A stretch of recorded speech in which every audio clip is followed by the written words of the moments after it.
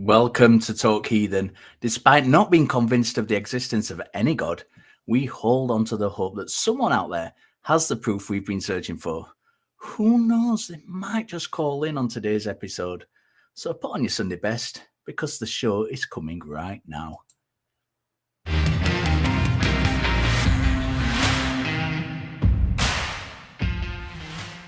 Hello, today is Sunday, April the 23rd, 2023, and I am your host, Richard Gilliver. And joining me today is... now, hang on a minute, crew. I'm not happy with this. We don't have student Dr. Ben with us. We have actual Dr. Ben with us. Can we sort that out, please, crew?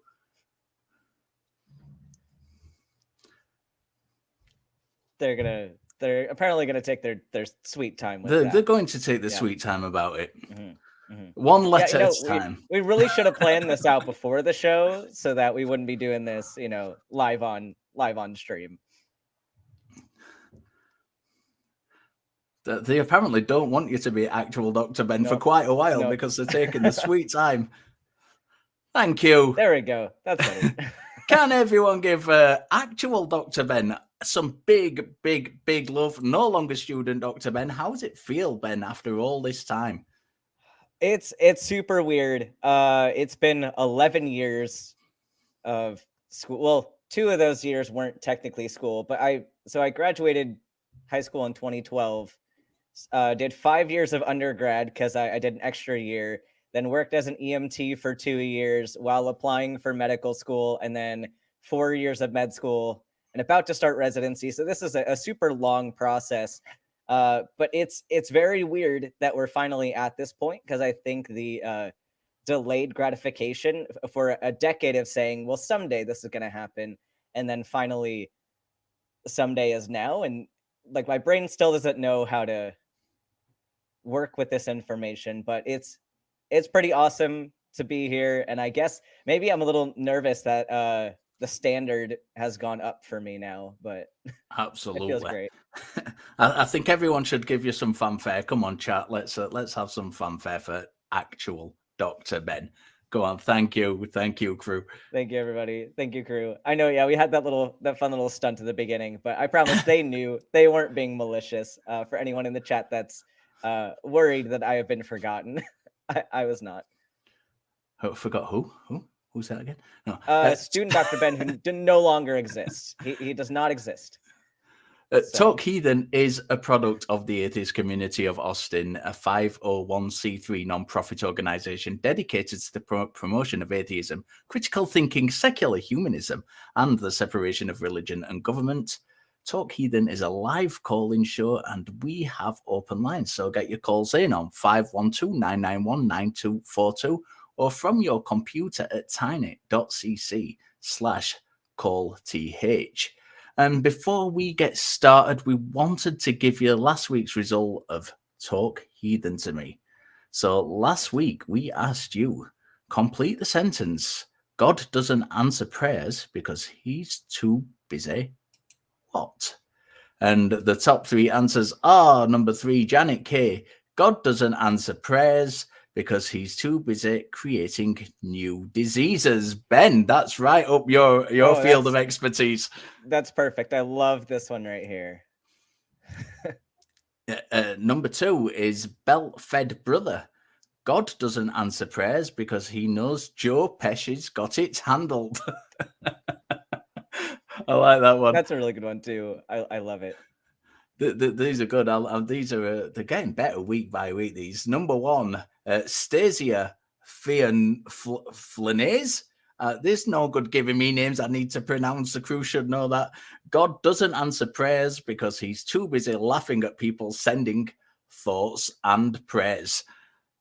It seems like all 3 of these are kind of like, if God were doing all 3 of these answers, it really works. Like, this all sounds like the same deity. I mean, God really is just a secondary deity to Joe Pesci. So, this makes sense. This makes sense in the lore. Absolutely. Right. So next week, we have a new question, and that is complete the sentence. I know we aren't intelligently designed because. Enter your best answer below the video in the comments, and next week we will reveal the top 3 answers. But I need to know Ben's answer to this question. So complete the sentence, Ben. I know we aren't intelligently designed because... And I have way too many answers for this one. So I'm going to pick one of my favorites, and that is the human skull. So if we imagine God creating humans, and just imagine this thought process going on in his mind of, I need to give humans an organ that controls all their other organs, probably the most important organ in their body. So I'm going to give them a brain, and I need something to protect this brain. So, okay, we're going to put a giant cage of armor around this brain. Cool, great. Sounds like a great plan. So how does it stay in the skull? Well, we're not going to hold the brain down with any like ligaments or anything like we do with other structures in the human body. We're just going to let it float freely in water and just hope it suspends properly. Okay, cool. So then what if somebody is moving too fast and that fluid moves around and then the brain moves around in the skull? No, that's fine. Don't worry about it. So shouldn't we pad the inside of the skull then, so that if the brain hits the side, that it won't be damaged? No, I'm actually going to put spikes in the front of it so that if the brain moves, it's going to run into those spikes. Great plan. Absolutely great plan. And this is how we get concussions, everybody. Concussions are God's fault. Yeah, absolutely. And I know Ben and myself have both had our stints in combat sports in the past. I've had more than my fair share of concussions. I don't know about you, Ben. I think I actually haven't had any, I don't think. You're very lucky. They're not fun. So yeah, if you want to give an answer as entertaining as Ben's, please do so in the comments, and we will take those answers next week. I want to jump straight into calls, Ben. We've got some good calls already, so I'm going to take Erin from Florida, who wants to talk about Occam's razor. Erin, how are you? Hey, doing well. How you guys doing? Very good, thank you. I'm doing all right. So you called last week, so refreshers of your call last week, and specifically how you'd like to follow it up this week. Okay, yeah, so you guys might have had slightly different opinions than the other people, so I'll try to be kind of general with the way it was described last week. But basically, we talked about falsifiability and how when dealing with questions that are incredibly difficult to answer or may never be answered, like is reason reasonable, like problems of solipsism, it's best to take pragmatism in favor of, like, instead of just sitting there and trying to stumble about. And I view God as a similar thing, where I think to view it pragmatically, to accept it is more beneficial. And to simplify the entire conversation, we had to end it, but their reply was, it's a violation of Occam's razor. And I don't think Occam's razor is a great argument, like to use in like trying to like uncover truth. I don't know what your opinion on Occam's razor is, but I'll like throw it back to you guys.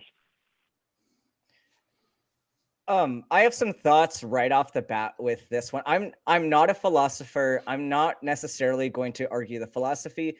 But I mean, I would agree that it's not always a good answer to use Occam's razor, because you do need to be aware of the unlikely things. You can't rule out something that is less likely, and you can't necessarily rely on the answer being simple, because especially in medicine, we can't do that, because if I assume that somebody has a leg cramp versus compartment syndrome, that could severely endanger somebody. So that's a case I would agree that it depends on how you're going to use the information, and does that the likelihood of each scenario change what you're going to do about it.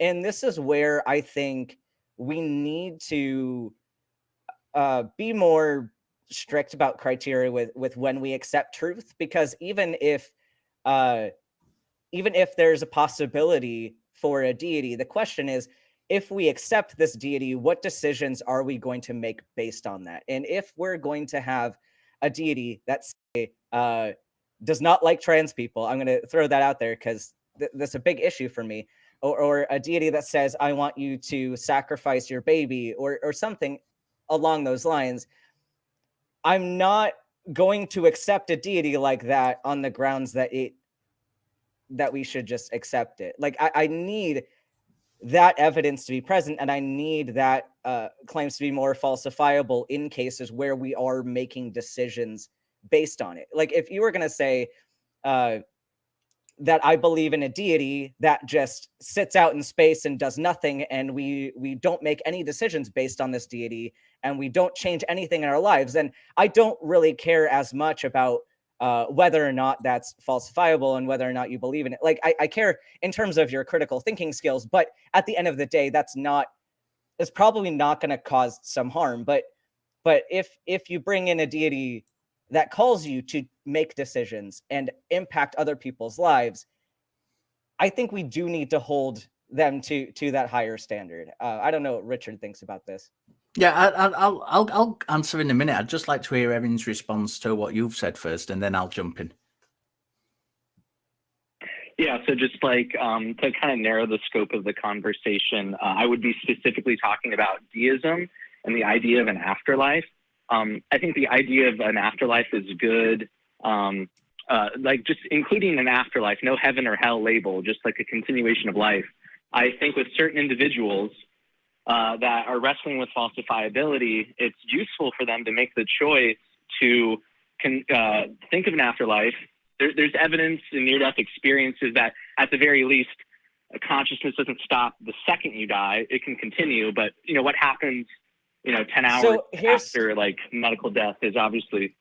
Yeah, here's my question though. I mean, we could go into a whole conversation about anoxic brain injury, but could you potentially see some problems with someone believing in an afterlife that doesn't exist? I like that kind of question is like, I could see problems with people thinking in anything, whether in actuality or not. It's more of like a net benefit. Like, individuals obviously are going to be able to construe anything from anything. I would view it as like a net benefit, where if it's out of pragmatism, it's a willful choice where you're like, okay, like life has inherent meaning because there's a check mark after you die, something like to like simplify it along those lines. That could extinguish. But aren't there? But I'm seeing issues with just accepting an afterlife without evidence, because this is how we get things like the Heaven's Gate cult, where people will take extreme actions to get to that afterlife, or people that just won't care about their bodies because there's an afterlife. They don't need to worry about it. Or people that won't grieve their dead family members because they think, oh, well, I'll see them later. And then they have to grieve a second time because like it finally hits them that they're likely not going to see that person ever again. I think having that belief without evidence that is substantial it can do significant harm. So I'm not willing to concede the point that this is a benign view to take. No, and for me, Erin, it sounds. Go on, Erin. Finish your point, and then I'll jump in. Yeah, sorry. I would say that, like, yes, you can bring up, like, if you commit suicide and go on Halley's Comet, like all these crazy things. I don't like that like mode of argumentation, because I could bring up the Columbine shooters and how they misappropriated natural selection. I don't think this isn't in a valid way. This isn't a misappropriation. How do you determine which human is going to be negatively impacted by this versus one that's going to be positively impacted? It seems like you're drawing a broad conclusion that in general this is beneficial. How do you? So you think it's a choice for someone to just blindly accept an afterlife? Yeah, absolutely. does that person know exactly how they are going to respond, whether it be beneficial or not? How self-aware do you think the average person is in their own psychological states, or what's going to happen in a situation that they've never experienced before? I just like this conversation. If you try to personalize it to the average person or the above average person or the below average person, it's not debatable. It's infinite possibilities. I'd like to keep it in a total theoretical realm. Like I get that you want to like. Why do you want this to be theoretical? Society, Hold on. Why do you want to exist in purely a theoretical? Because like I honestly don't really see value in this. Sounds like mental masturbation to me. Like this doesn't sound like anything useful. What are your beliefs on this, Erin? What are your personal beliefs in this realm? My personal belief is that all you need to make is a general hypothesis based on any amount of evidence. That evidence could be near-death experience. You could have contradictory evidence. All you need is some sort of position to take based on, like you said, it could be some hypoxic, like just random paroxysm of a dying brain that causes you to have these near-death experiences, but that's not necessarily the point. All you need is a little bit of evidence to twist into an hypothesis. If you do that, you can extinguish some nihilism in people, which death anxiety is a huge thing that plagues a lot of people. The people who don't fear death and don't have death anxiety, this wouldn't be a useful topic for them. This is more so to apply to certain people. Now, if you want to like degenerate it into Haley's comment and stuff like that, that's unavoidable.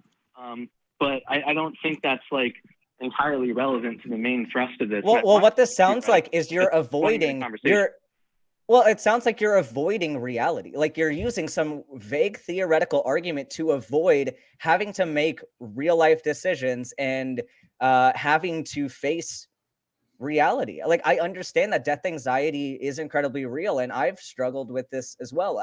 I don't know if you know of my backstory. I kind of started my deconstruction at a forensic autopsy of a 19-year-old. Like, so I've been in situations where I've had to confront mortality, and it's awful.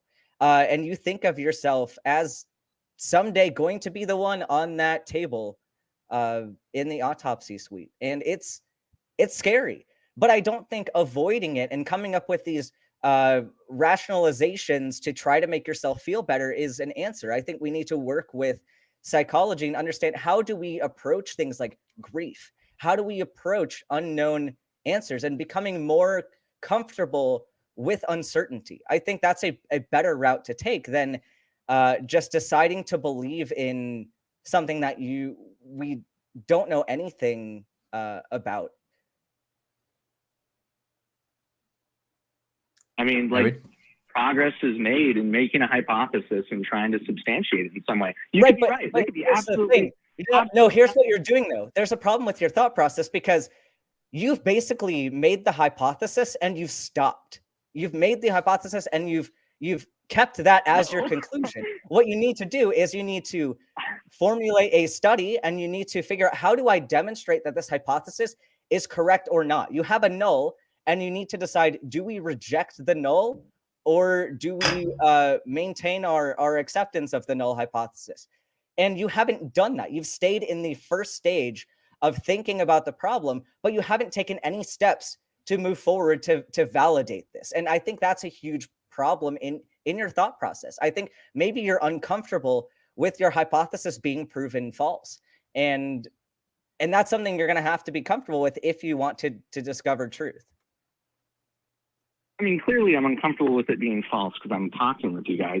I'm not, like, I have issues with your reasoning because you're presupposing naturalism, which is something I'm not willing to do. I'm not stuck on whether or not there's an afterlife. I'm simply open to the idea based on near-death experiences. They're not conclusive studies. Well, I can be open to the idea without immediately believing it. And also, I mean, we can talk about the physiology on maybe a different time. You can call in and we can talk about the physiology of brains. But like, do you have an in-depth understanding of how brains work and how science has come to their current hypothesis that near-death experiences are not evidence of an afterlife? I am a molecular biologist, but evidence of an afterlife isn't what I'm talking about. I'm talking about like basic reason to believe. It's not falsifiable, so it can't be evidence. But that doesn't necessarily mean anything. It just means we can't prove it by naturalistic means, which isn't surprising. No, Erin, stop. I need to jump in now because I've sat here quiet for far too long. Yeah. So we don't just that methodology of just accepting something because either you don't see an alternative or you think it's possibly a good idea is a really, really bad methodology. It's bad. And I'm not going to pull any punches with that. You know, the time that we should believe something is when it's demonstrated to be the case. And we could sit here and it's all right. You say talking about deism and you're talking about it to be a comfort factor for people who are thinking about death. But you could literally do it about anything. You could literally sit here and stew about the orange pterodactyl that's orbiting the moon. And you could sit and stew on it forever because, you know, well, it's not been proven wrong. But that's a really, really bad methodology. The time to believe something is when we have evidence for it, not just simply because it seems like a good idea. It seems like a functional idea to us, which might have benefit to someone. That's all very good for forming a hypothesis. But as Ben said, you don't just sit on that point. You then do the work to try and figure out if that hypothesis is correct. And if you can't do that work, or if you do that work and seemingly, which is what you don't want to do the work and find out it's not the case, then at least you're in a better position. But to just sit on it it just seems like it's it seems like the kind of methodology of someone who does not care about what is true. That's how it comes across to me, Ben. Yeah, I'm just a small point in here that kind of follows Richard's point is that like when we're thinking about philosophy, and it's interesting that because you're a molecular biologist, but it seems like your thought process is split between how you think about philosophy versus how you think about science. And they're not completely orthogonal fields of study. They overlap in how we should think about the world. And I think what's important, and this is something that secularity has talked about, is the fact that with philosophy, like, or any logical syllogism, yes, it's important that it's valid, but that's not the only important factor. It also needs to be sound before we can say that this is an appropriate way to go with our philosophy. So to say that even philosophy relies solely on these theoretical thought processes is inaccurate. You need to also demonstrate soundness of your claims, and so we can't even follow you philosophically without this component being brought to the table. Okay, I mean, I want to respond to like a couple things, so I'm gonna go backwards a little bit.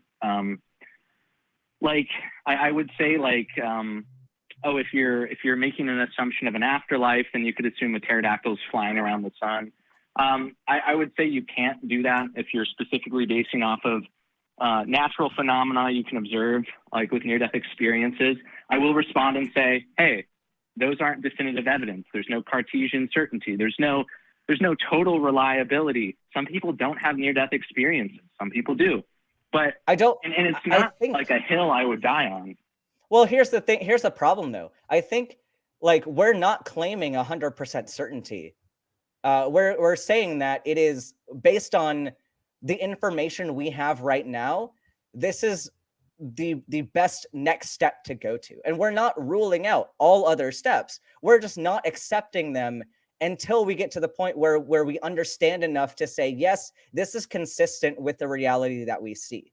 So I think instead of acknowledging this gray area of certainty, you've gone to, well, you're not 100% certain and I'm not 100% certain, so I'm just going to put my eggs in this basket. And that's not necessarily like you can't base it on like 0% to 100%. There's some gradients of our certainty levels. And so I think you need to stop assuming that we have 100% certainty, and that just because we tend to have more confidence in naturalism versus supernatural phenomena, then that means that we're just defaulting to 100% certainty in this, because that's not at all our position.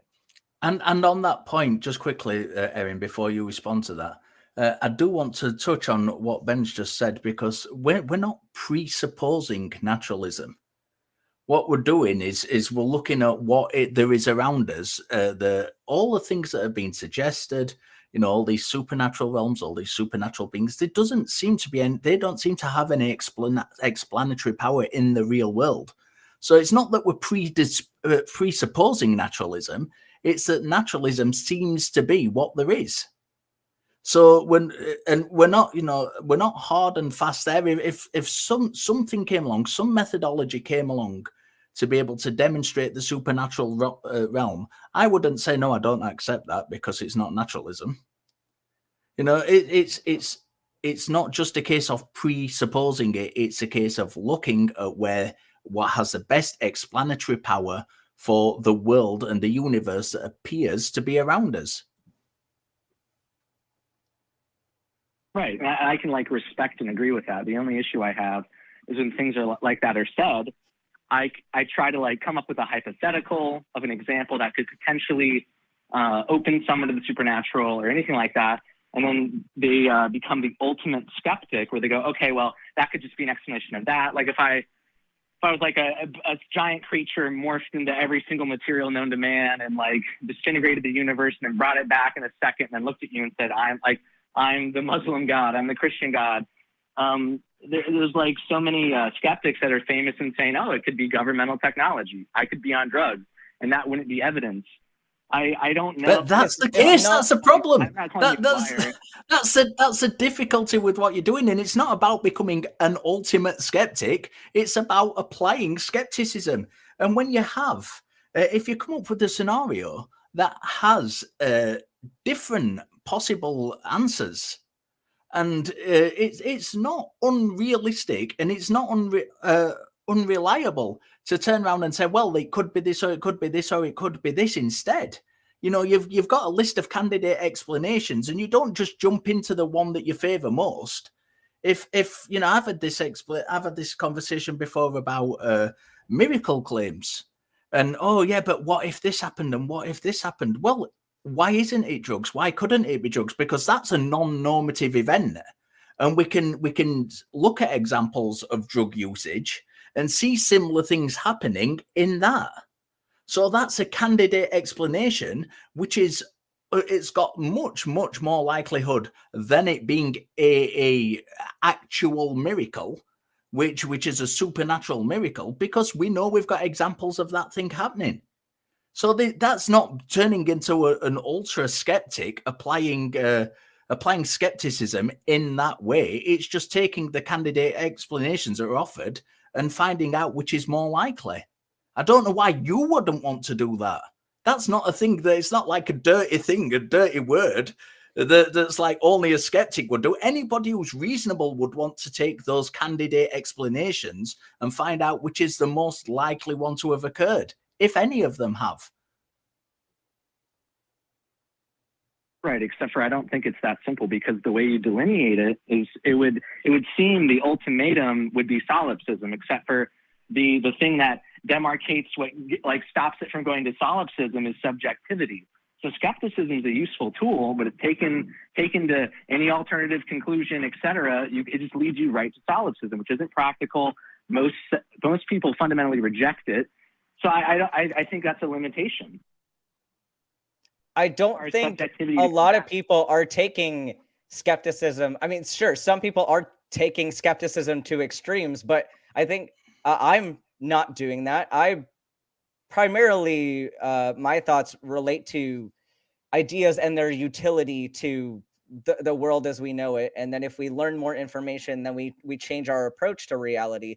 But it seems like you're wanting to snowball this all the way to as extreme as it can go. And I don't think either one of us here is going to that extreme with you. It seems almost like you're trying to lead us to this place where we can you can get your gotcha and everything, but we're not making those arguments. No, I'm not trying to do that. It goes into kind of nonsense. Like, what's the point of going to those extremes at all, other than just mentally masturbating about like, it's cool. It's cool to think about, like, what is reality? Like, what are all these different ways I can think about this universe that we exist in? And, like, are there other universes and all this? Like, it's cool to think about. But why does it matter? Why do we, like, when we have time to make decisions, like you were saying at the beginning, like, this reasoning of yours is related to how we view near-death experiences, and therefore how we view an afterlife, which is much more of a conversation I want to have, because that leads to decisions and how people make decisions. Like, I honestly have no desire to follow you to some abstract land where none of this conversation has any bearing on what we're doing here. Like, it's fun to think about, but I'm honestly not interested in going there with you. Well, just to clarify the reason I brought it up, I'm not trying to dialogue tree you or create like a false narrative of you, but the reason I brought up solipsism is because in order to limit skepticism so it doesn't get to solipsism, which you agree is an extreme conclusion, you have to delineate things subjectively. There's no objective criteria that stops people from going into solipsism. So in my opinion, it's willy-nilly reasoning just as much as what I'm doing. It doesn't seem very different. It just seems like you're no, the difference is we're limiting our thought process to what is useful and what is practical, and you're going off into abstract land, just going as far as you can go, and then saying, see, you're just as subjective. Like, no, because I agree that there's some subjective decision making here of what we prioritize. I think prioritizing certain decisions is subjective. Absolutely. You're going to have subjectivity in it.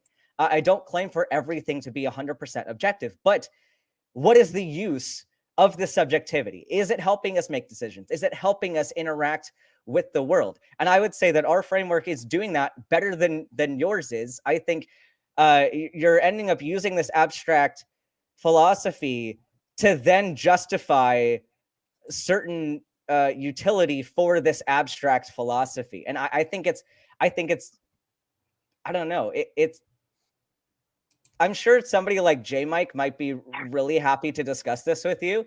I'm not a philosopher, and it's not something I really care to discuss a whole lot. Richard probably likes this conversation more than I do. I do, but to be honest, I agree with you, Ben. I think it's a conversation that goes nowhere, because it's the proposition is itself. The initial proposition is just kind of so wishy-washy, and I'm sorry to say that, Erin, but that's how I feel it is. So I think what I'm going to suggest is, and I would like to have this conversation again, but I'd like to have it in a more structured way. So kind of go away, formulate your argument in a kind of more cohesive way than just, well, I think this is useful because it makes people feel good, which is essentially what you're saying at the moment. But also, J-Mike is on AXP today, so, and I know he is probably going to be more excited to go down this path to solipsism with you. So I think definitely call him later on today. Call us, because I'm on with J-Mike, and I would actually like to have this conversation with you. But you just kind of, before you do that, before you call, just try and get a kind of more cohesive argument going, rather than simply, well, it just feels like it's good. It just feels like it might be useful to people, because that's not particularly useful. But thanks for your call anyway, Erin. I hope you can call into Atheist Experience a little later on at 4:30 Central Time, when myself and J-Mike will be on. Until then, I will see you, hopefully, a little later on. We are going to go. Right, We've got a few. Care. Yeah, thanks. Yeah, thanks Thank you very much. We have got a couple of super chats. They've been coming in fast and thick. Thank you to everyone. So let's go for the first one. Topcat 2069, $5, who says, I don't have enough faith to be an atheist, is like saying I don't know enough magic to be a scientist. What do you think of that one, Ben? Yeah, no, I do see how that is a good analogy. Yeah, well, the next one, Greg Mikowski at $4.99 says, thanks for the show. Congratulations, Dr. Ben, and good luck on all your adventures here in the near future. Absolutely. Let's keep those messages congratulating Ben coming in thick and fast, because I do like to torment Ben sometimes, but it absolutely. I know you do. Absolutely does deserve this, and I don't want to encourage as many people as possible to congratulate him. We'll do one more super chat, and then we'll do a couple of announcements, and then get calls, because we have got quite a few in the queue.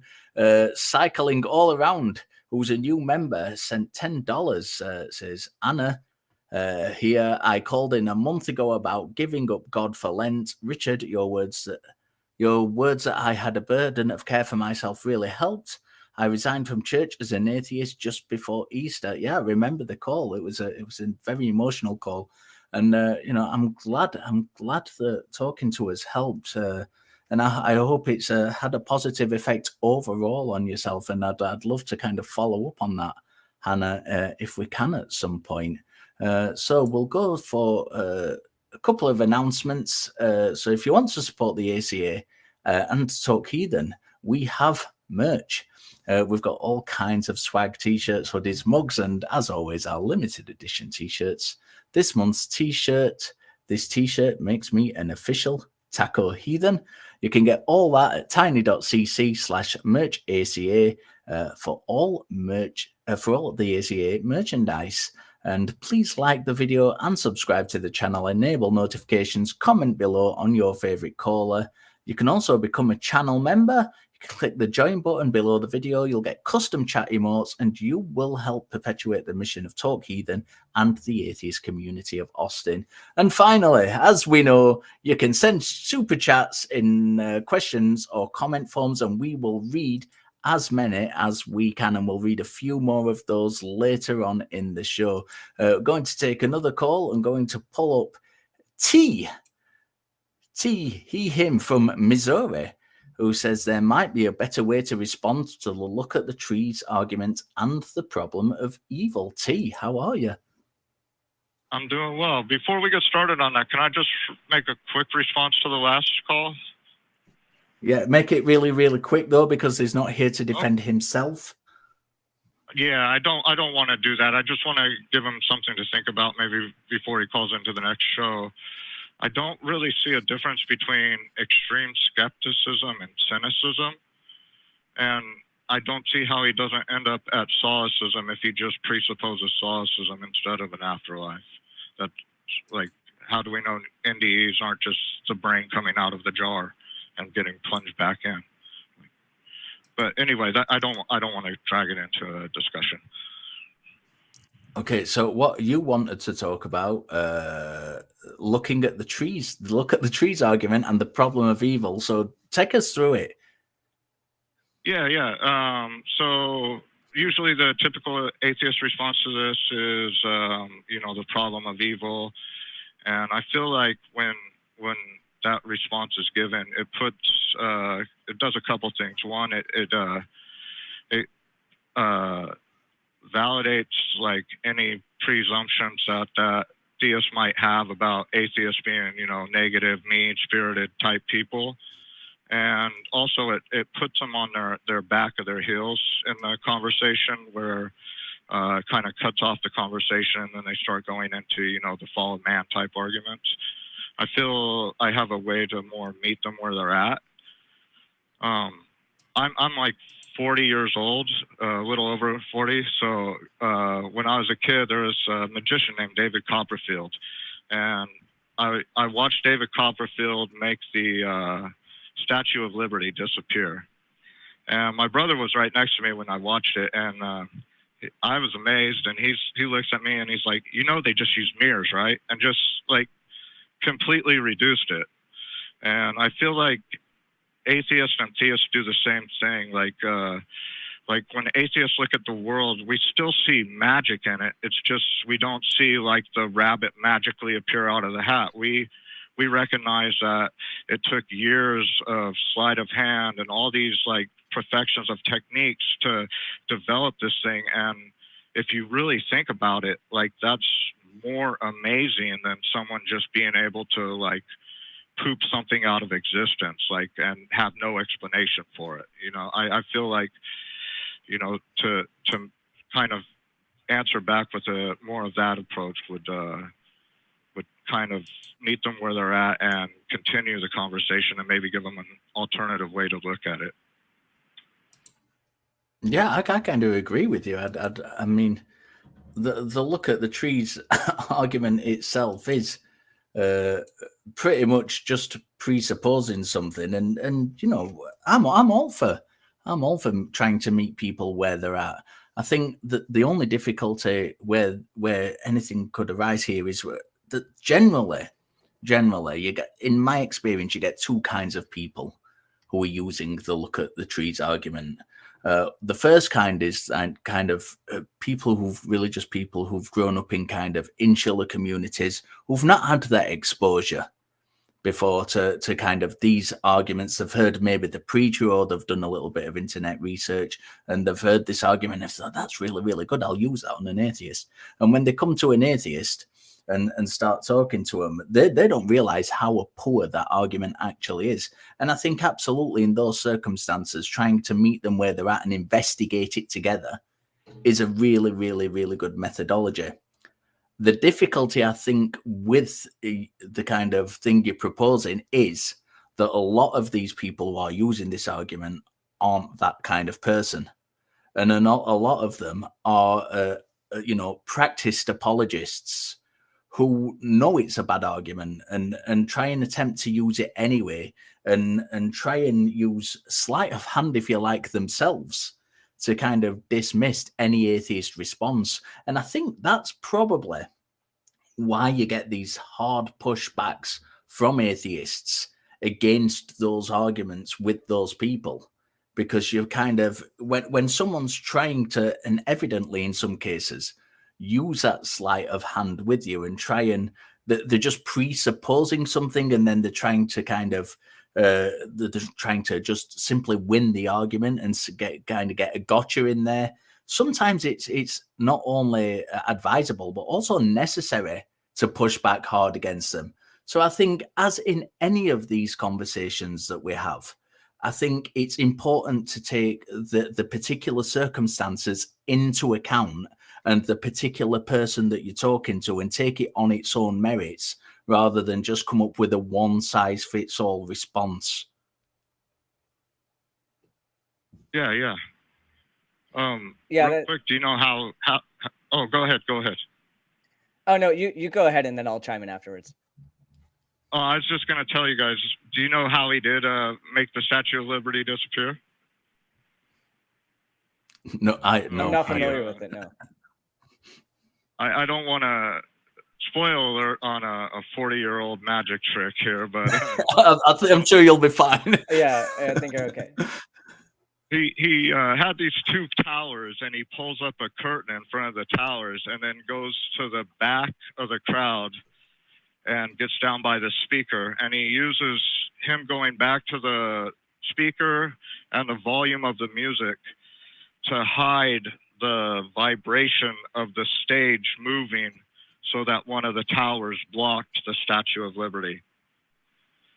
So, and that just kind of goes to show that when you think something like NDE is the obvious explanation is an afterlife, maybe the obvious explanation isn't so obvious, you know? It's like... Yeah, but I did want to kind of go along with what Richard was saying, that it really does depend on who you're talking to. And I know before I really got into doing like these call-in shows, or really started having conversations with people, I had thoughts of like, well, maybe I can do this in a kinder way than these other people, and maybe I can just help people understand, and that's a great goal. And I want for everybody to be able to have those kind conversations where they can just try to understand each other's perspectives and work to learn about truth together. I think that's an ideal situation, and for some people it's great. For some people it works very well. After doing this show and other shows, I've noticed not everybody likes to go with you there. Like Richard was saying, there are some people who just want to win, or they just want to smuggle in some very problematic ideas. And there is a time and a place to be aggressive. And I think that that's something that we can't get too burdened by. Am I coming off as too aggressive? Am I offending these people? Am I making them upset? Like, yeah, I want to be conscious of other people's emotions, but I will absolutely not be a kind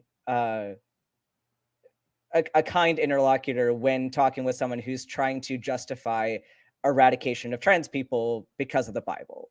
Like there's certain arguments that will get brought in that should not be taken with a kind conversation. And I'm not going to say that everybody that believes that necessarily needs to be yelled at. There are some people that just don't understand and haven't been exposed to cultures outside of their own. And so, yeah, I think it's context dependent who you need to use what arguments with. But there are definitely some people who should be argued with more harshly than others. So. Oh yeah, for sure. You know, I'm a squatter punk from LA originally, and now the reason I call in under one letter is I'm a trans parent or a parent of a trans kid in Missouri. Mm-hmm. So I know all about when you need to get a little loud and push back harder. So. But yeah, thank you for telling us about your perspective and your argument. I'm sure that'll help a lot of people who want to have some gentle conversations with friends and family and things. Absolutely. And as I say, I think we should always, or I at least always, try and begin every conversation with each new interlocutor as something that is friendly and something that, you know, we're working together on, and we're trying to discover kind of the best method of going down these routes together. I think that's always the best way to start. And, you know, absolutely. And with Ben, sometimes that's just not the case. And you have to kind of put your foot down and get a little bit stronger, heavier handed, shall we say, with them. But yeah, I think that's a really good call. You did want to touch on another point. Do you want to quickly touch on that before we let you go, T, about the problem of evil? Or do you think we've covered that already with the kind of conversation we've just had? I think we covered that pretty much. I was just pointing out that, like, you know, when you bring up that problem of evil, it's usually like the next step for the theist at that point is just to deflect to, well, evil's from the fall of man, or, you know, something like that. But yeah, okay. I guess that's the answer that they're prepared to give. So you're going to get it either way. So.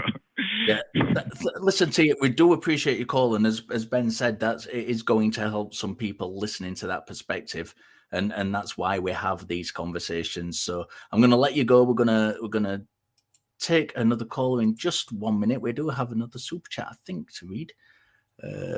We have Yasmin Meadowflower, who's been a member for 1 year.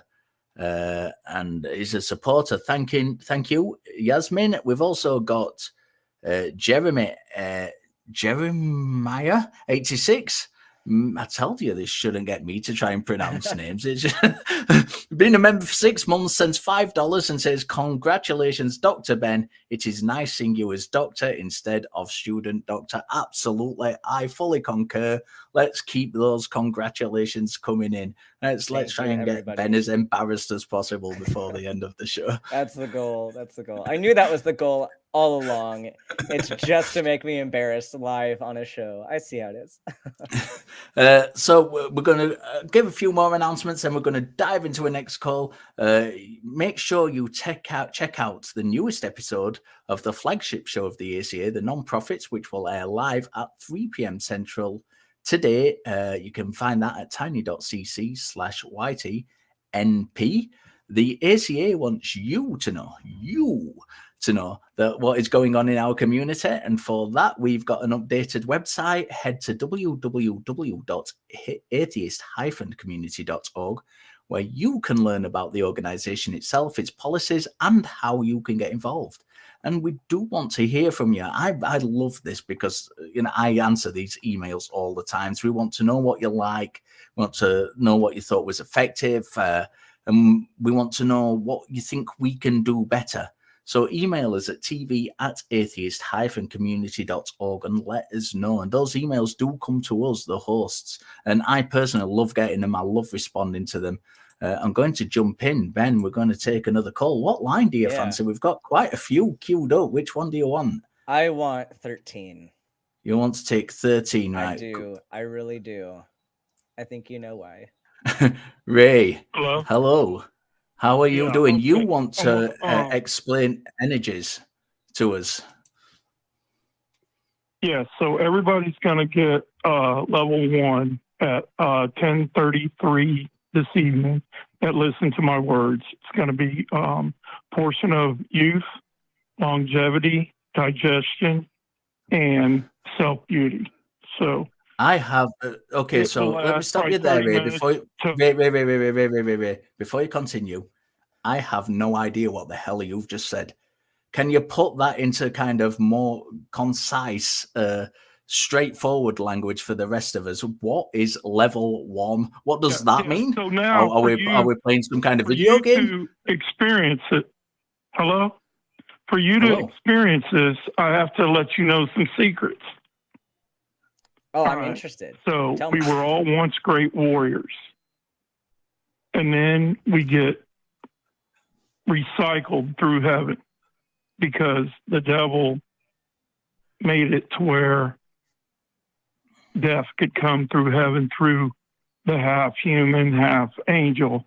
That was okay. Stop there. So Stop there. like... Stop. Let's stop there. Yeah. Let's not just pile things on. You've already said lots of things that need addressing. Ben, it sounds like the devil is very powerful in this scenario. Yeah, he had some good power because, okay, in the very beginning, Melchizedek and God were one energy. Melchizedek was positive energy. God was negative energy. So when they split, of course, they formed all the planets, vegetation, water, everything was formed, heaven and hell. And no souls could ever be destroyed. So everything had to go to hell, or they go to heaven, or they go to Ray, where did you get this information? Where did you find out about this? No, I'm not done.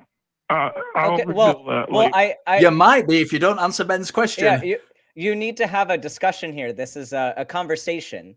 So are you able to tell me where you learned about this?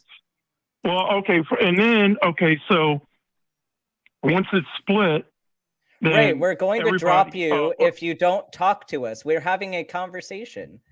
Are you interested in hearing our thoughts or answering some questions, or are you just going to monologue? I said nothing yet. All I said was in the beginning. I mean, let me say a couple things. I asked you a question. Wait. I'm going to give you one more opportunity. Ben asked you a question. He asked you where you got this information from. So answer that question, and then we'll move on. We'll address each claim at a time. It's not just this. This isn't Raymond's preaching hour. You don't just come on and just shoot your stuff out for everybody to listen to. So where did you get the information from? What does it matter where I got it from? I'm telling it to you. Well, it does matter. If I told you that I'm actually the child of a pink. If I told you I'm a child of a pink unicorn, and I know this because somebody named Steve told me at his backyard barbecue last week, is that a reliable source of information? Should I believe that? Okay. I'll tell you where I learned it. Okay, so the Illuminati, aka fallen angels, used to freaking stop. Why are you equating the Illuminati, which is some kind of it's taken on a life of its own, I think. It originally, I think, related to the Freemasons. Why do you think the Illuminati are fallen angels? What do you mean, why do I think? That exactly Because, that's what I what does asked. it matter what their Why do you name think? is? And what does it matter? Let's assume. Wait. Let's assume that the Illuminati are all humans. Let's take that wild step and assume that there's a organization called the Illuminati which has members, and let's take the wild step of assuming that they are human beings. Why would you take a further step Let's than say, that? they can't get What evidence do you have that they are not human beings and they are in fact angels? let's say they can't get out of lower orbit and they because of the vacuum. Well, let's not say that. Let's answer the question. Let's say heaven is and it's only Mars is only 250 miles away from Earth, but they still can't get to it. Say But they that's not the made, case, is it? Ray. That's not the case. to freaking bust through the thrusters. Bust through the vacuum. I've muted you, Ray, and I'm going to keep you muted until I've finished telling what I'm going to say. And I'm going to tell you now, this is your last chance to kind of communicate with us in a coherent manner rather than just going off. Mars is not a couple of 100 miles away. We know this is the case. That wasn't, however, the question I asked you. The question I asked you was, how do we know that members of the Illuminati, if we assume that it's an actual organization that exists, are fallen angels and not humans? What methodology are you using to decide that? And we've lost him. Ray's decided he doesn't want to talk to us anymore and left. I'm sorry, but this is not the place just to come and preach. As we said, we had a conversation with the last caller about what is, talking to people and starting and working with them together and trying to have these conversations in good faith. And if you're just going to come here and preach and try and use it as a platform, you're not going to last, because that is not a good faith conversation. Right. Ben, anything to say about that caller before we move on? Well, yeah, and just for people that are watching, we had that first caller who we disagreed with on a lot of points, but I think that was a very productive discussion. So we can and are very interested in having conversations with people we disagree with, but we need to have a back and forth. That's going to make it a lot easier for us to get somewhere. So. Absolutely. Let's take a couple of more super chats. They're coming in fast and thick today. Thank you very, very much, everyone. Brian, do you want to pronounce a couple of names? Do you want me to read them? Brian Zak-OK for $20 says, "Congratulations, Dr. Ben. I am pleased to see you reach a key milestone in your journey, and I'm certain your future patients will be happy to be under your care." Thank you so much, Brian. We got Lou Reality, who's been a member for a year. Gives $5 saying, "Congratulations, Dr. Ben and his Trinity." Yes, so it's the Crab Rangoon King, the God King, and Trans Jesus. I think there's also Taco Heathen is like part of that, like the Taco King is part of that as well at some point. I don't know. Is that the fourth energy that binds the other three together? Yeah, I have too many. I don't know. Am I a what do we call like 4 or 5? It's not a Trinity. We'll figure it out. Then Rodrigo gives $100. Thank you for that incredibly generous donation. It's very, very kind of you, Rodrigo. That says, "Woohoo, thanks for existing, guys. Also, congrats, Dr. Ben." Woo! I love all the woohoos in the chat. Not enough people say woohoo. It's a great thing. I'm all for the woohoos. I'm all for woohooing Dr. Ben. Let's woohoo Dr. Ben as much as we possibly can on every media platform possible. I think that's the future. It is. If before we take the next call, if you happen to be in the Austin area on April the 30th, 2023, we will be broadcasting live from the Free Thought Library. Join us for Talk Heathen, hosted by Objectively Dan and special guest Blind Limey. Blind Limey showed up on audition day, and we are so excited. I'm excited because he's a fellow countryman of mine. And the Atheist Experience will be hosted by Jim Barrows and Christy Powell. Doors open at noon, and we hope to see you there. We're going to give the top 5 patrons as well. I think we'll do that now, and they are Dingleberry Jackson, Iame, Oops, all singularity, Devoe Valgin, Helvete, and honourable mention to Left in the Leaves. Thank you very much for your patronage. We absolutely do appreciate it. We are going to take another call. We have got them stacked up. What do you reckon about line A, our old friend Ben? I guess that's okay. I guess okay, if we have time. to, yeah, go on then. We have got our old friend Phoebe Rose on the line. Hi, Phoebe. Ben! Woo-hoo! Before I begin, I just wanted to get that going. Hello to both of you. Hello. Hello, Phoebe. Hi, Phoebe. I have a quandary in my life. It's not Ben, is it? No, but it could be. But you never know. But anyway, a friend of mine, a very good friend of mine, has asked me to officiate their pagan hand-fasting wedding next week. And as an atheist, I have no idea how on earth I respond to this good friend of mine. Because I want to be a nice friend, but it's paganism. And yeah, what on earth? I'm just... help!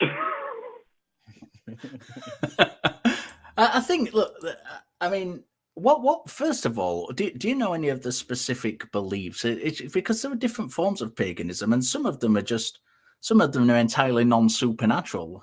So it helps to know. So Samhain, which is the 1st of May, has been selected deliberately, and the ceremony is going to be in a national park in the United Kingdom. And we're going to be getting back in touch with the earth itself and getting in touch with the spirit and soul of the earth. As you do. Okay, so you're obviously having trouble making this up. How do you feel about them as people? You've said they're your friends, but are these people that you feel like you want to do this for? Is this something that you feel like you want to do it for them, regardless of their belief? In my former religious days self, I was a registered officiant of marriages. And they know this, and they know that in the UK it doesn't expire. So it's still good. So they're asking me to do this for them. And they are very good friends of mine. They're not people that are like acquaintances. These are very close friends of mine. And I just don't know how it melds with me as somebody who has left a belief system which is not based in what I consider to be rationality, skepticism, etc. But at the end of the day, they're really good friends of mine. And I don't want to upset my friends. I don't want them to have to shell out an awful lot of money to find an officiant at very short notice to do this. But at the end of the day, I don't want to be almost being a hypocrite. Have you talked to them about it, Phoebe? I have. Have you mentioned your concerns? I have. It's a very difficult conversation because they are in this place of happiness and bliss that they're getting married. And it's very difficult to have this kind of conversation with them without destroying that level of happiness and bliss potentially that they're going through. And so, will there? I mean, I'm sure there's I've not been to a pagan wedding. I'm sure that there's kind of prescribed. Is there a prescribed ceremony, or are they writing their own kind of vows and go on? There's an element of them writing their own, but there's also a legal prescribed set which has to be done as well. Which from the pagan perspective. In every marriage. From the pagan perspective, like, so if you were to have a Jewish wedding, it would have Jewish prescribed.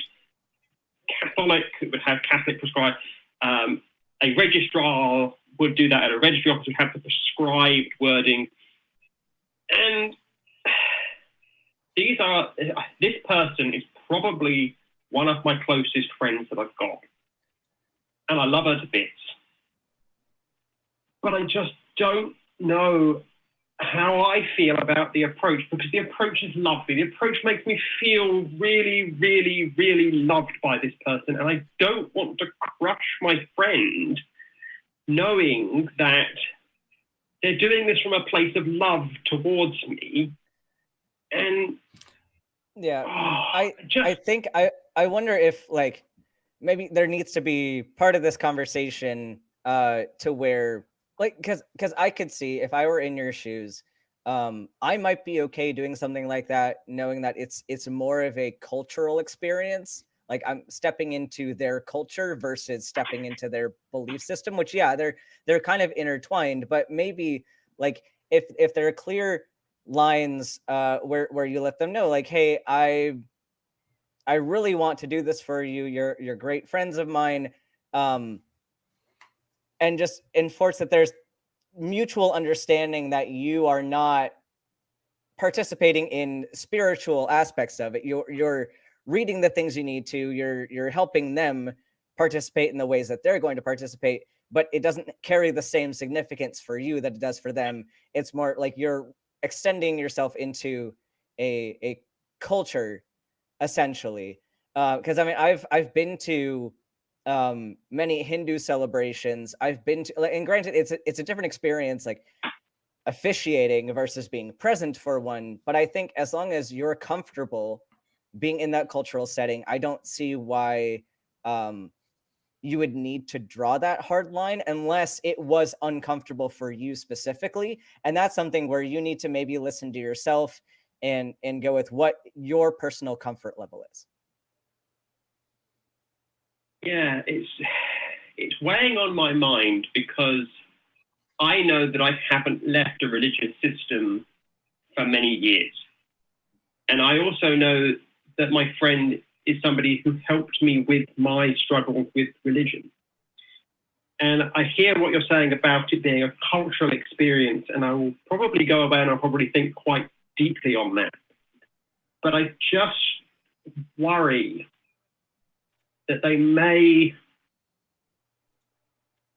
not fully appreciate, because they could be wrapped up slightly in their own sense of bliss for their day.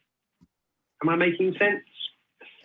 Yeah, the thing is, this is like anything. You've got to be comfortable within yourself. And I, we had a super chat earlier from someone I spoke to a few weeks ago, and we'd had a conversation, and I'd given them advice about being comfortable with yourself. And I think no matter what the situation is, that is the primary concern with something like this. And you need to make sure that you're happy with what you're doing. And as long as, or even maybe if, I'm going to correct myself here, even if that involves putting your friendship on the line to be true to yourself, I think sometimes that's something you might have to consider. I would hope that's not the case. And if they're as good friends as you say they are, I wouldn't think that is the case. Anyway, but I think you've always got to kind of take that self-love and self-care, and in this case, that is being comfortable with yourself and what you've been asked to do. Maybe a way forward is to ask them if there's any way to amend certain of the wordings to kind of fit a little bit better and make you feel a little bit more comfortable. Maybe that's a way around it. But I think, something like this has always got to be your decision first and foremost, and it's got to be a decision you are comfortable with. And I think that is the primary kind of consideration that you need to take into account when you're thinking about whether to do this or not. Because previous me, when I was a religious person, would not have given it a second thought. I would have said yes, because, okay, they do their thing and I do my thing. But I just have this thing in my head where I don't want to be going against what is the foundations that I have of questioning and skepticism just because they're my friend.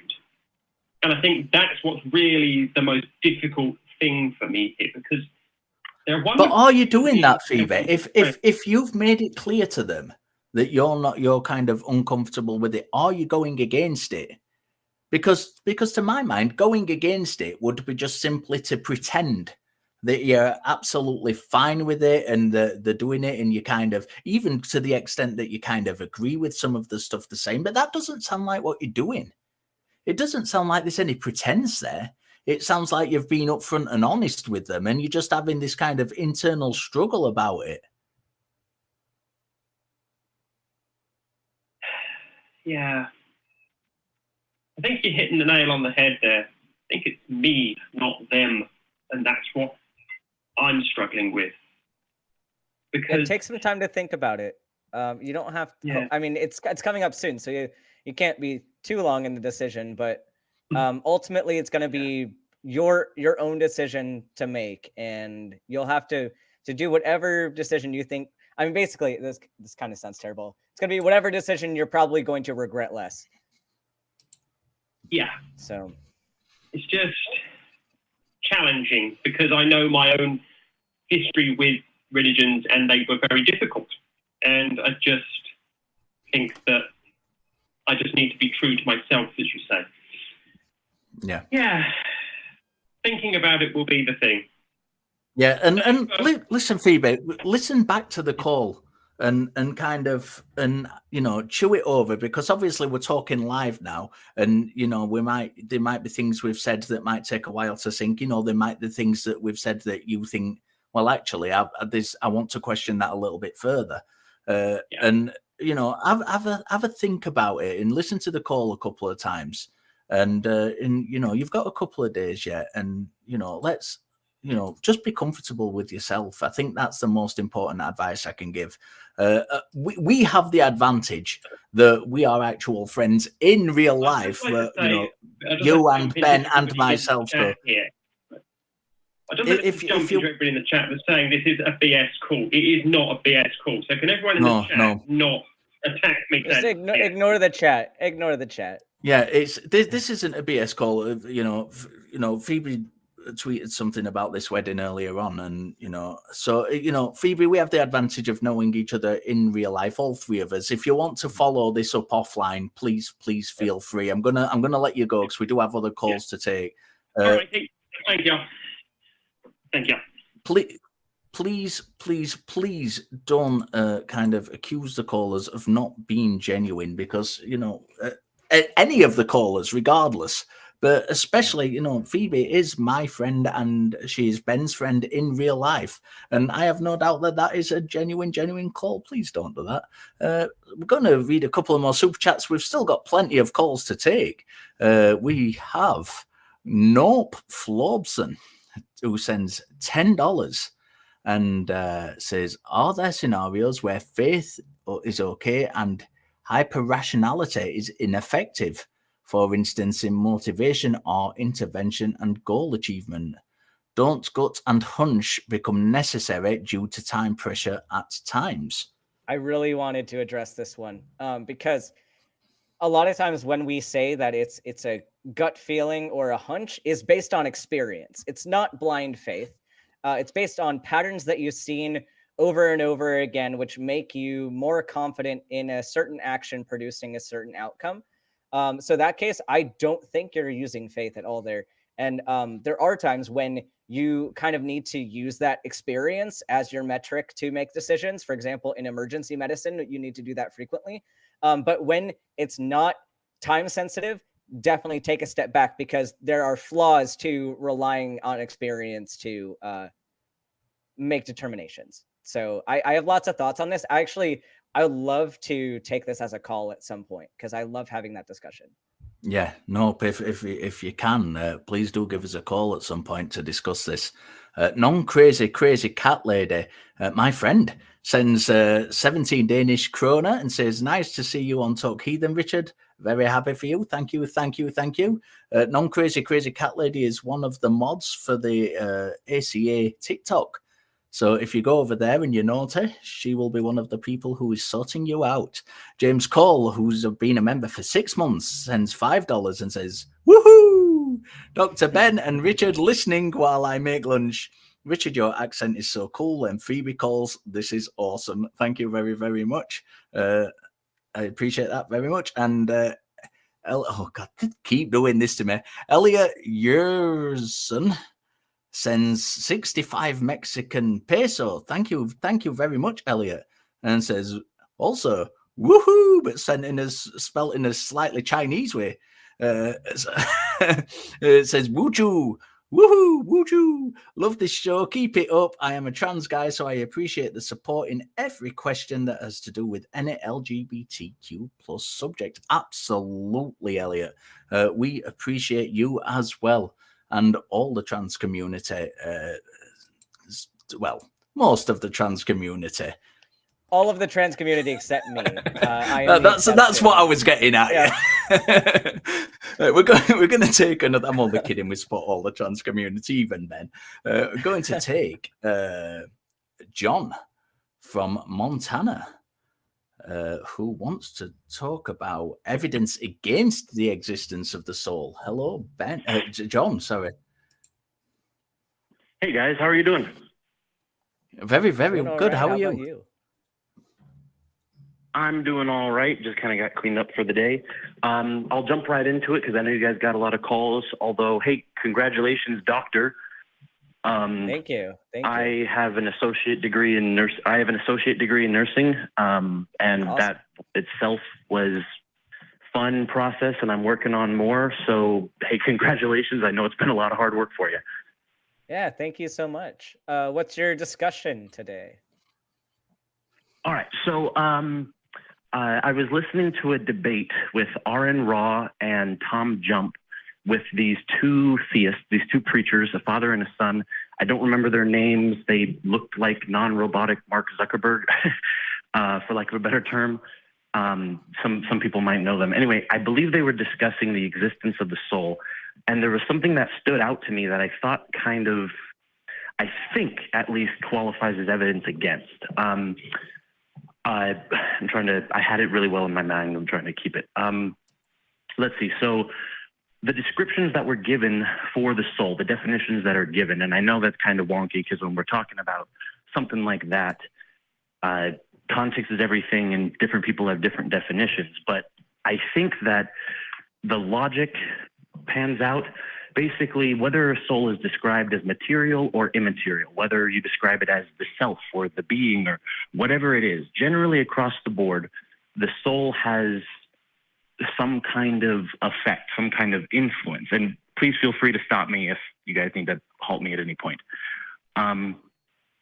And Tom Jump, I think it was, presented some arguments from a few studies where utilizing and I wish I could remember the exact process, but basically with brain chemistry and scanning the brain, we are able to, and I think he said up to 5 seconds beforehand, and I really hope I'm not misquoting, but I think up to 5 seconds beforehand with, and this is the important part, I believe, and again, if I'm misquoting, please somebody correct me, 100% accuracy. And it seems to me that basically, regardless of whether the soul is material or immaterial, however you define it, it seems to me that this kind of accounts for the different variables and the different possible contexts. But it seems to me that regardless of how you define it, if the soul is having some influence, if there's an effect, which is it's described as effects on decisions, thought processes, emotions, all sorts of different stuff, that should, I would think, reflect in brain chemistry in a way where we wouldn't have 100% accuracy.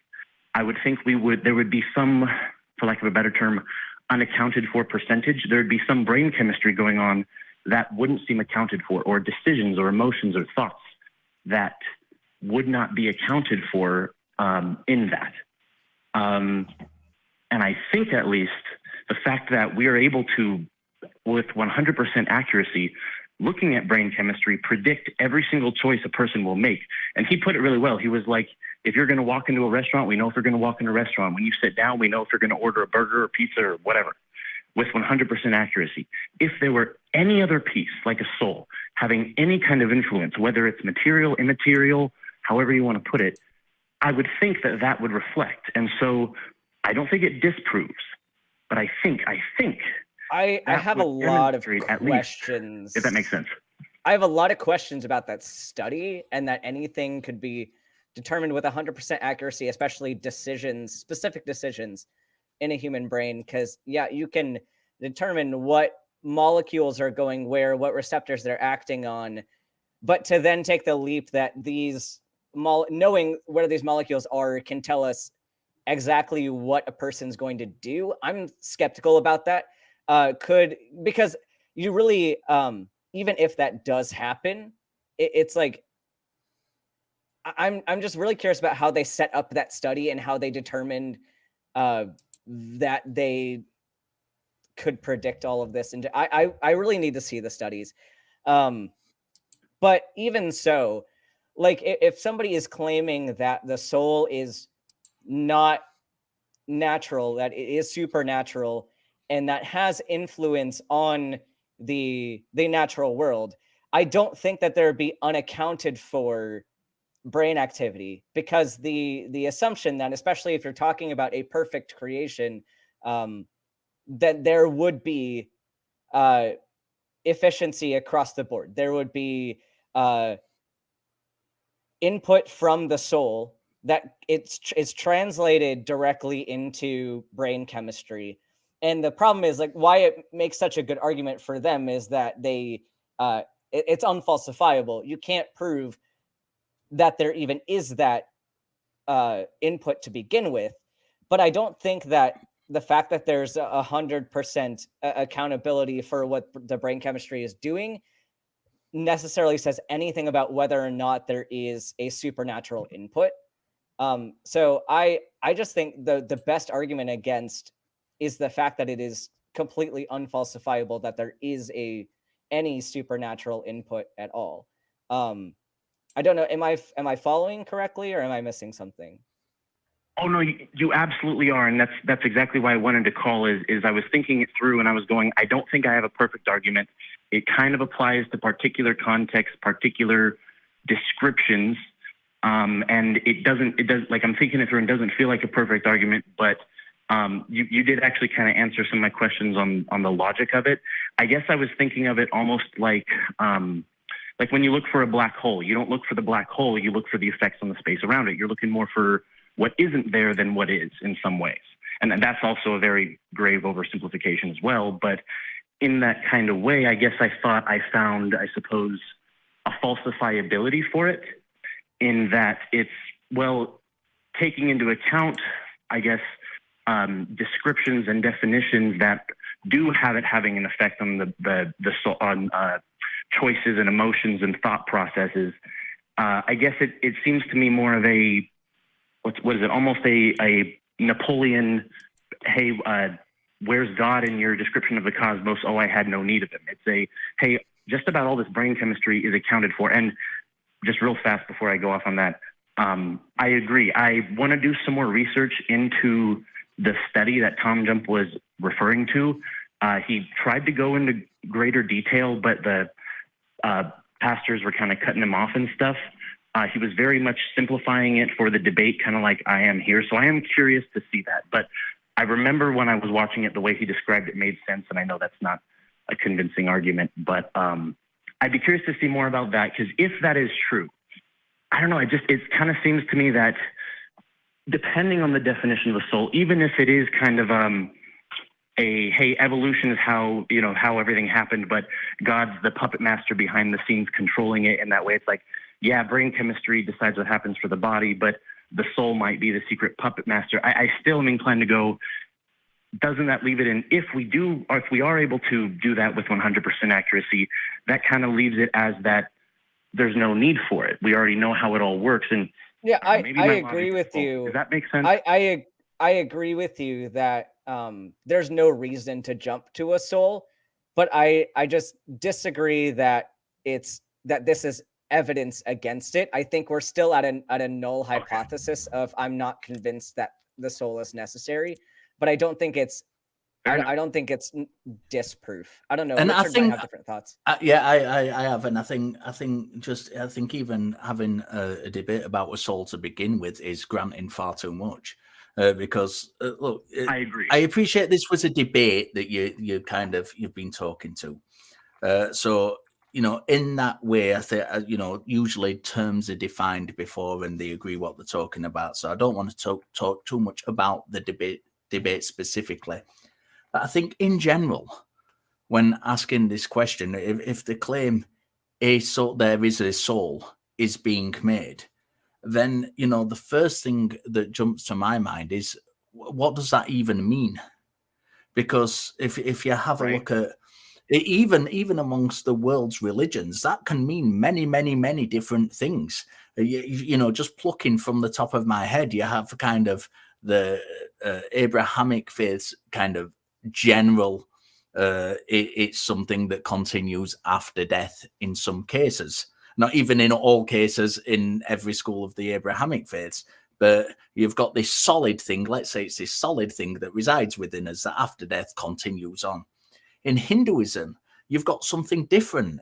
You've got, and again, in Hinduism, there's various different explanations for this, but the kind of black and white one from some schools of Hinduism is that the soul is a spark of God. It's actually part of God, and it comes down into the human form. And then when we become enlightened, we go and rejoin God. So the soul is something different again. In Buddhism, there isn't a soul. We have 5 things called khandhas, which are kind of they're called clinging aggregates, and it's the things that we cling to, and it's because we cling to these things, which are forms, feelings, perceptions, etc.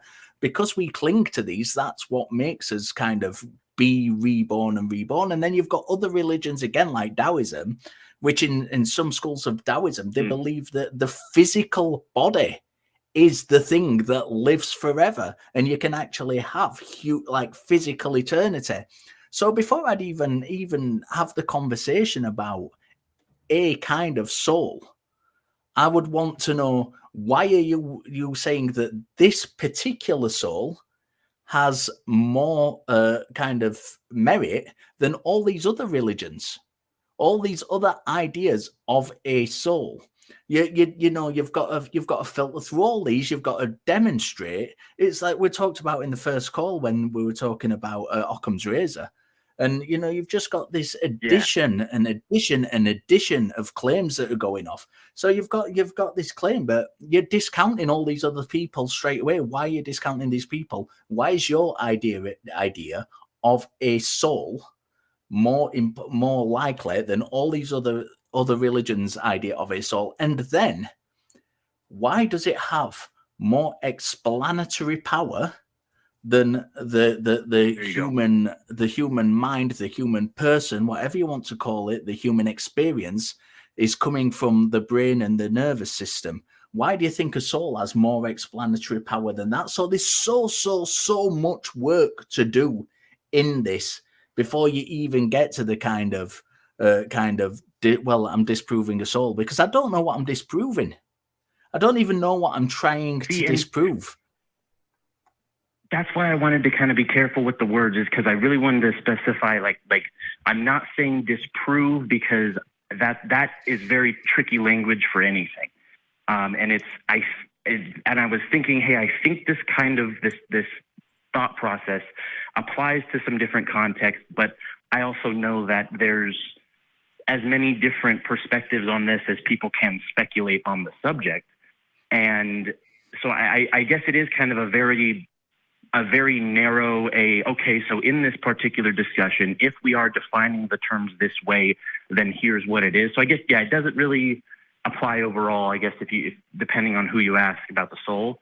That's a really interesting kind of perspective, kind of bring it out of the narrow viewpoint to the broader, which I really like your point on that, because that also stretches kind of that simplified argument really applies to a lot of other things where it's, you know, how does your explanation have any more explanatory power? And oftentimes when it's, well, it seems to make sense to me, or this, it's, well, how do we know that what makes sense to you makes more sense than, you know, kind of thing. But that's a good way of looking at it. Sorry, Ben, any further thoughts? No, I think we're mostly in an agreement here. I don't have a whole lot of other content to say about that. Yeah, because most of everything you guys said, I agree with. It's something that's kind of like run through my head. I like to try to be objective and kind of consider all the different aspects. And especially when it comes to this stuff, they can be so complicated that it's like you never know what you're not. Well, sometimes it's not even a matter of you never know what you're not thinking of, because it just depends on what someone can wake up that day and decide, you know, here's a new thing. But thanks for taking the call, guys. I'll let you go. Yeah, I got a lot more. Absolutely. Thanks, John. I'll call back another time. Yeah, brilliant. Thank you. We appreciate your call. Thank you. We do still have calls. We've had a chock-a-block full of calls today, young Ben. We've still got them queuing up. So I do want to try and take one more. We are about at time, I think, but I do want to try and take one more before we go. We've got a super sticker from Paul V for $3, who says dancing hippo in camo. I have no idea what that refers to. I don't know if you do. Oh, that's probably the sticker that was sent. Oh, yes. Okay. Dancing hippo. It's no good talking to me about technology, is it? Because I'm just old and I have no idea. Paul V also sends $10. Another super sticker, number one fan. We appreciate that, Paul. Thank you very much. Ben, are we good for one more? Yeah, I can do one. Maybe keep it kind of quick. So if we need more discussion, maybe they'll have to call in a different time. But okay, so we're going to take Zach from Oklahoma. He there. Sorry, I apologize, Zach. What do you want to talk about, Zach? Hello.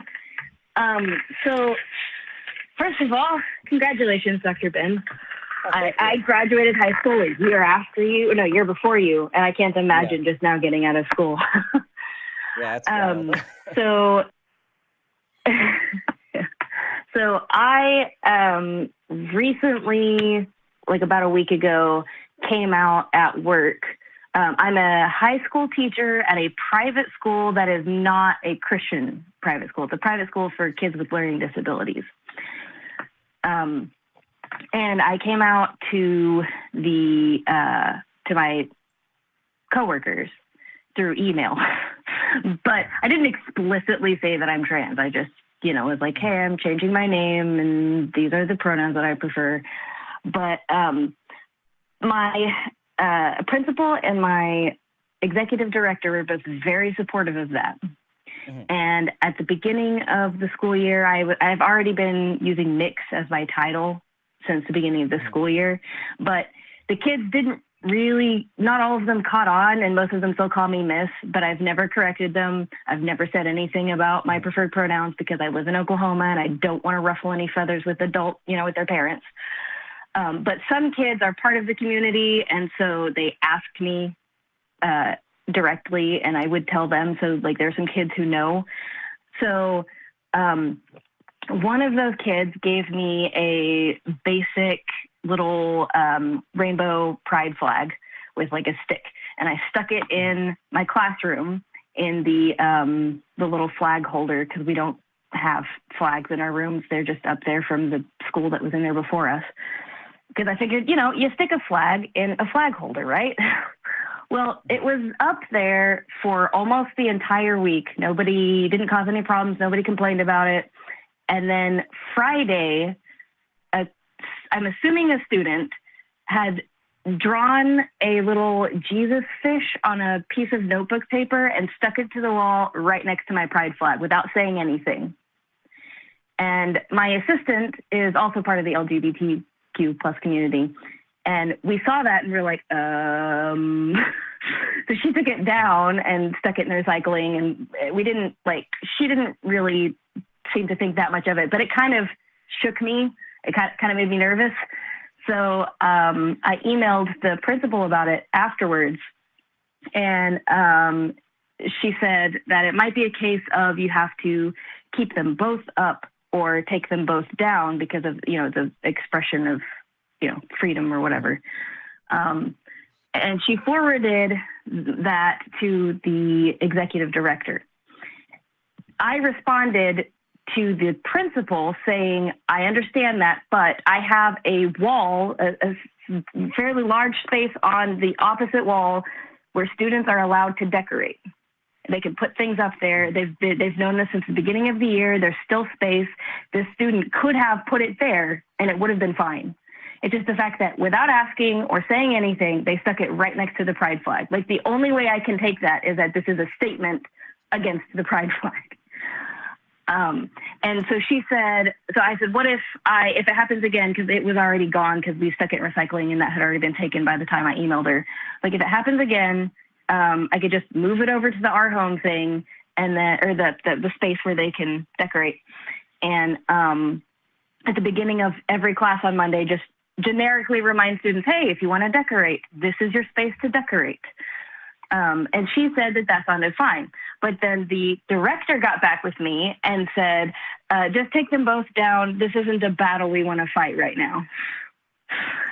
And I'm like, okay. So I responded to her, but she hasn't responded yet. But I responded to her saying, you know, I feel like if I take it down immediately after that person stuck that up there, that's a way communicating that I don't have any control over my classroom, that I can be bullied by a student to take away my self-expression just because they disagree with it. Yeah, it's a difficult scenario. And as much as, like, I can empathize with what's going on, I do think probably the right answer is to, especially since the flag was given to you by a different student, that you make that part of the student self-expression area. Because, like, yeah,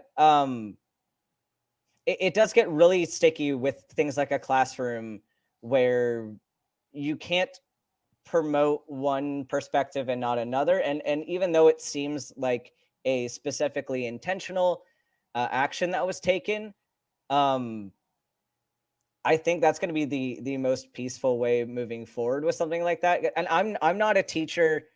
I don't know all of the regulations and everything with that.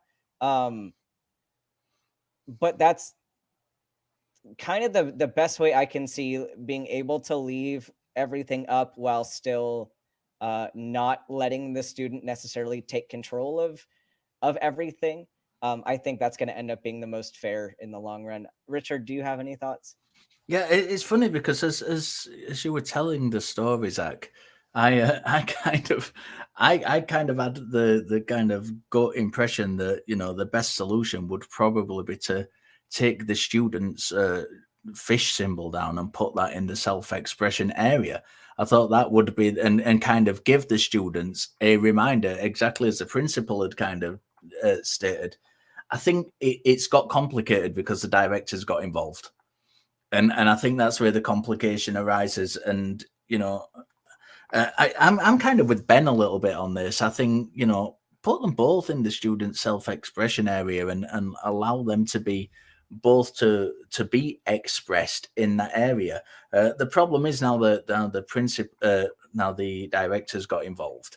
If they decide to because a little part of me kind of wants to say, I'd leave the pride flag up for another week and remove the fish, put that in the self-expression area, remind the kids that they're not supposed to do that, and then after a few days, then move the pride flag just to make a point.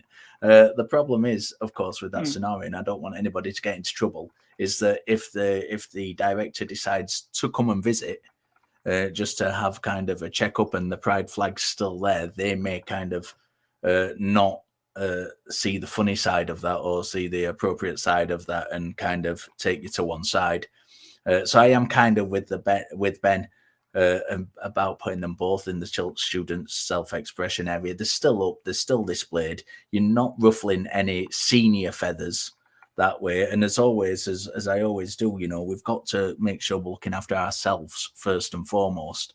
and it might be, considering you've already been given a direct instruction by the director, it might not be in your best favor to kind of ignore that, and just for the sake of kind of sticking to your guns. This is not a hill to die on in this kind of arena when you can still have it up anyway and still have that expression up.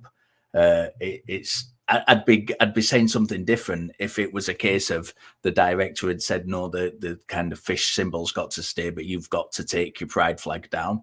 Then I'd be saying something slightly different. But it's not like you've been told to remove it. It's not like you can't have that self-expression. And for the sake of kind of serious connotations that come out of this, I think that's probably for the best. And then maybe privately contact the director, say, I've done as you've instructed. I'm happy to do as you've instructed. I'd, maybe say something along the lines of, personally, I feel that there was no problem in doing that. And can you give me advice moving forward where I can express myself as a teacher and like kind of not have that student come in, not have a student come in and kind of undermine that, because that's how I feel that's happened here. I feel like I've been undermined by a student, and I'd like to kind of let them know in a more positive way that, they are the student and I am the teacher. And we can both have our self-expression, but for me, as a teacher, I have a different place to do that. And to the students, and the students have their particular space to do that for themselves. But I do this behind the scenes. And, don't make a big deal out of it, and just kind of do it as a friendly email of concern, rather than kind of don't go out there and say, I disagree with your decision, you were in the wrong, blah blah blah. I think you say you've respected their decision, you've put both of them in the student expression area, but for future reference, you feel that you should be able to express yourself in your own area while the student express themselves in theirs. And because I wouldn't want to see you get into trouble.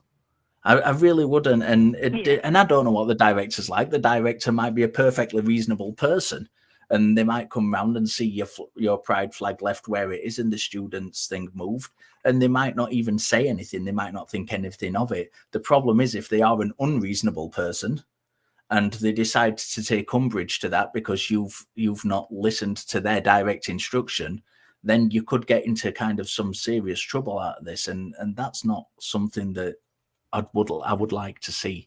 So certainly voice your opinion, but I would do it privately. And in the meantime, follow the instruction, but, make a note of it. But by all means, put it in writing that, you've done as they've asked, but you're not happy for X reason. But don't do it in an aggressive kind of attacking manner. Do it in a friendly manner. And I think that's probably the best course of action in this situation. You've certainly got every right to express yourself. And it doesn't sound, to be fair to the school, it doesn't sound like either the principal or the governor are kind of taking that away from you. It seems like they're trying damage limitation in case any parents complain, if I'm honest. Yeah. That sounds like the kind of route they're going down. Sorry, Zach, I've talked for quite a while. From knowing them both, I think that the director's point is to just try to not, ruffle feathers. I don't think that it was like anything against me. But yeah, I agree. I think so. I was waiting. Because I responded to, she did not get the email that I sent to the principal explaining about the area where the students had to decorate. So I sent her an email back explaining that, just, like kindly, hey, this is how I feel about this. Like, what do you think with this new information? And she just hasn't gotten back with me yet.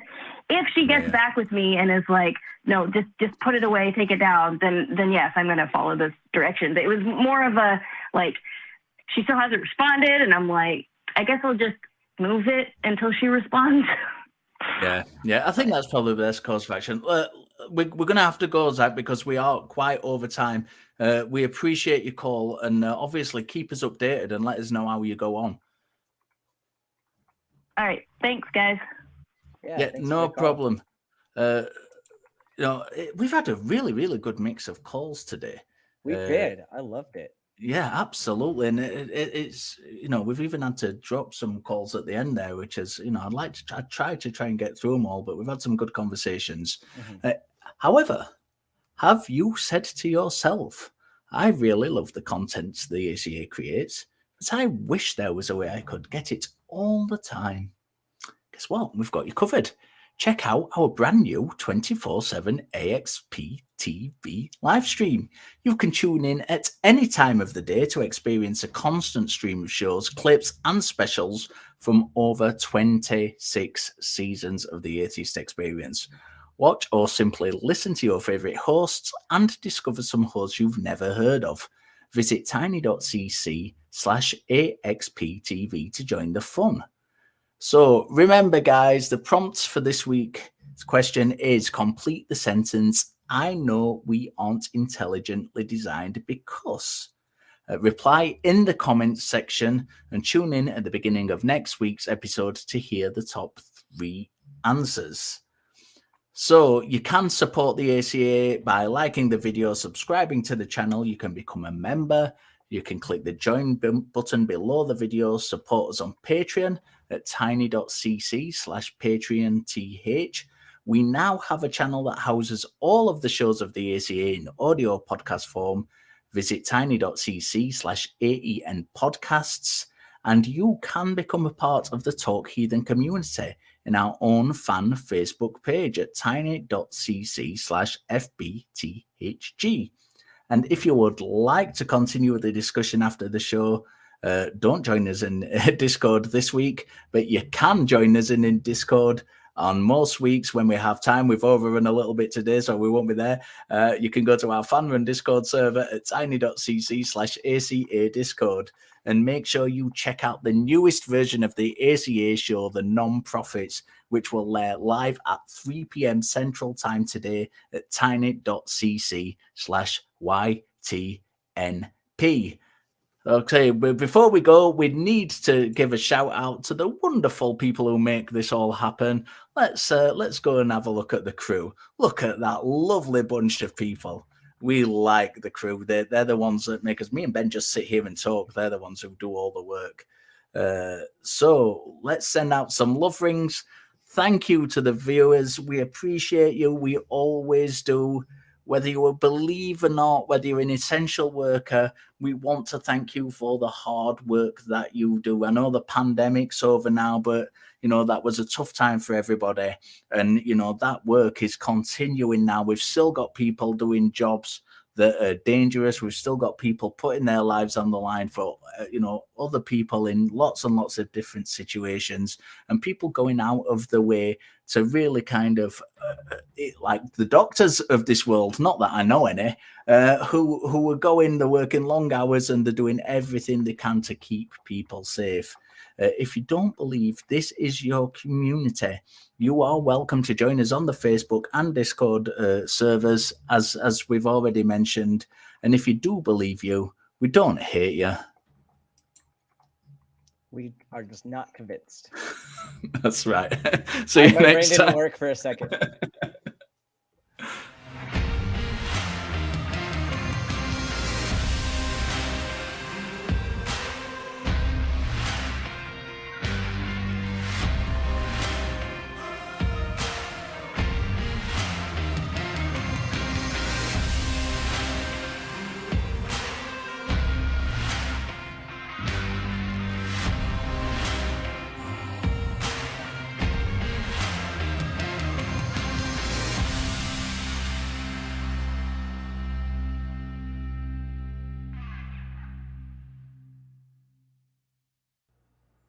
We want the truth, so watch Truth Wanted live, Friday at 7 p.m. Central. Visit tiny.cc/YTTW and call into the show at 512-991-9242 or connect to the show online at tiny.cc/calltw.